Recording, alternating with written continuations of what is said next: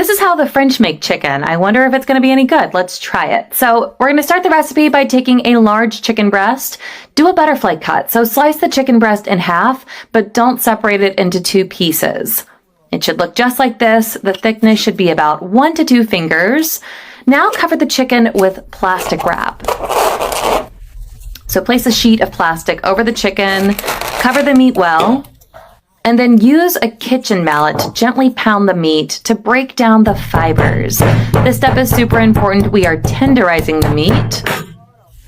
Now just discard the plastic wrap and let's season it, which is the most important part. We're going to add a generous amount of salt, also season with black pepper. Go ahead and set aside. And then in another bowl, we're going to add flour and set aside. Then in another bowl, add 2 eggs.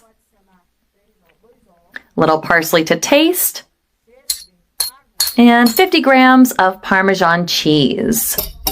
So just mix everything really well, and now let's bread the chicken. So start with the flour, spreading it all over the chicken. Then you're going to coat with the seasoned eggs. This process is very simple and easy. You are going to fall in love with this recipe. Now to cook, we're going to heat a pan with butter and olive oil. Go ahead and saute 3 garlic cloves in there. And once your kitchen starts to smell really amazing, go ahead and add the chicken to the pan. You want to fry well on one side very carefully and then flip and repeat the process on the other side. And then after frying the chicken well, just take it out of the pan and set aside. I'm setting it aside on a plate just to speed things up. Now, in the same pan, we're going to add half a cup of white wine. Also add half a cup of chicken broth. And add 2 garlic cloves and cook until the sauce thickens. Now, once the sauce is more consistent, it's ready to continue with the recipe. Now we're just going to add the juice from our special ingredient. Enhance the flavor with the juice of half of a lemon.